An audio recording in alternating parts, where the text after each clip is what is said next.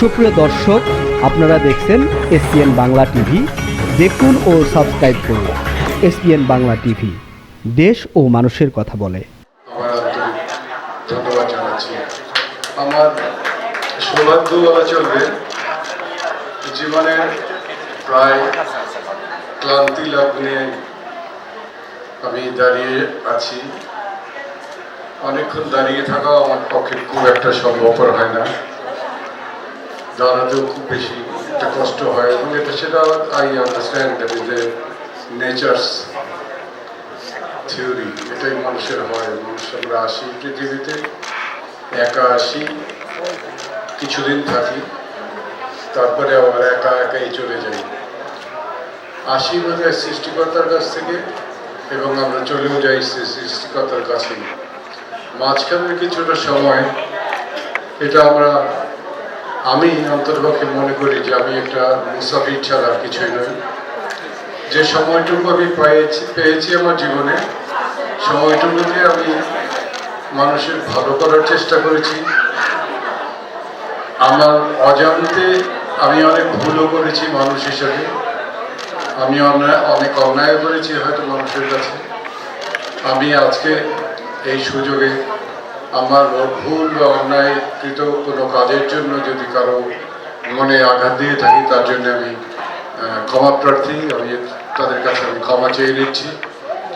আর সারা জীবনে আমি চেষ্টা করেছি যে মানুষের সাথে কারো খারাপ কিছু না করতে, মানুষের ভালোবাসা পেতে, মানুষের কোনো বিপদ আপদে তাদের পাশে এসে দাঁড়াতে যতটুকু সম্ভব হয়েছে আমি করার চেষ্টা করেছি। পেরেছি কি পারিনি সেটা আমি জানি না, কিন্তু প্রতিটি মুহূর্ত সৃষ্টিকর্তা আমাকে যে দিয়েছেন, আমি তার সদ্ব্যবহার করার চেষ্টা করেছি। আজকে আমার জীবনের অনেক স্মরণীয় দিন। সব তো আর মানুষ মনে রাখে না, সব কিছুর মনে থাকেও না।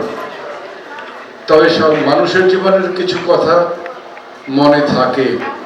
মানুষ জীবনের শেষ মুহূর্ত পর্যন্ত তার জীবনের যখন পিছন দিকে ফিরে তাকায়, কিছু স্মৃতি তার জীবনের, তার শেষ মুহূর্ত মনে পড়ে, কিছু কথাও কিছু মনে পড়ে, কিছু চেহারাও তার মনে পড়ে।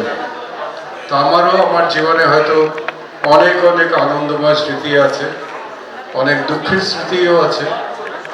আর আজকে যেটা যুক্ত হলো সেটা হচ্ছে আমার জীবনের অন্যতম একটা আনন্দের স্মৃতি, যখন আমি আপনাদের সম্মুখে দাঁড়িয়ে, অত্যন্ত জ্ঞানী গুণী লোকদের সামনে দাঁড়িয়ে, আমার স্ত্রী, আমার সন্তান এবং আমার চলচ্চিত্রের দিয়ে তাই আমার এক ভাই চলচ্চিত্রে দিয়ে, আমি বলবো অবশ্য উনি বিরাট একজন অফিসার উনিভাবে ছিলেন, আমি বলবো চলচ্চিত্রের একজন অত্যন্ত খুব কাছের মানুষ ছিলেন, আমাদের একটি ছিলেন।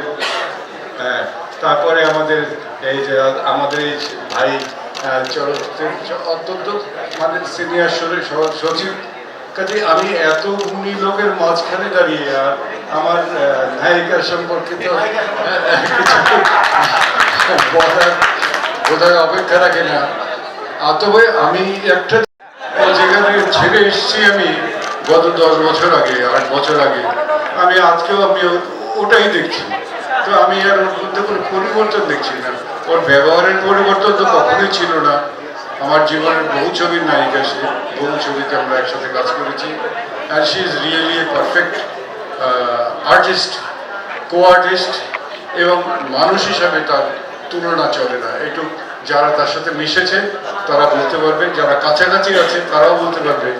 ও নিজের বাসায় মানুষকে ডেকে নিয়ে গিয়ে নিজের হাতে রান্না করে খাওয়াতে খুব পছন্দ করে।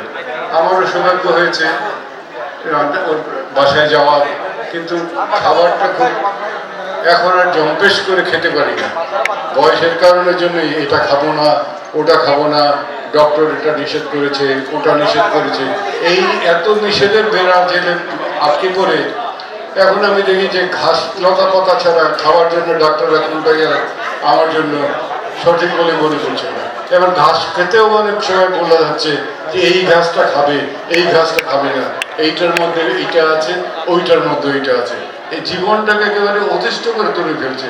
অবশ্য আমি জানি আমার ডাক্তার স্ত্রী এতে হয়তো একটু মনোক্ষুণ্ণ হতে পারে, কারণ ও অনেক সময় আমার প্লেটের আমার খুব প্রিয় খাবার যেগুলো সেগুলো আমি এক চামচ খাওয়ার আগেই ওটা নিয়ে সরিয়ে নিয়ে যায়। বুঝি আমি মানুষ আপনজনকে হয়তো ছাড়তে চায় না, ভুলতে চায় না।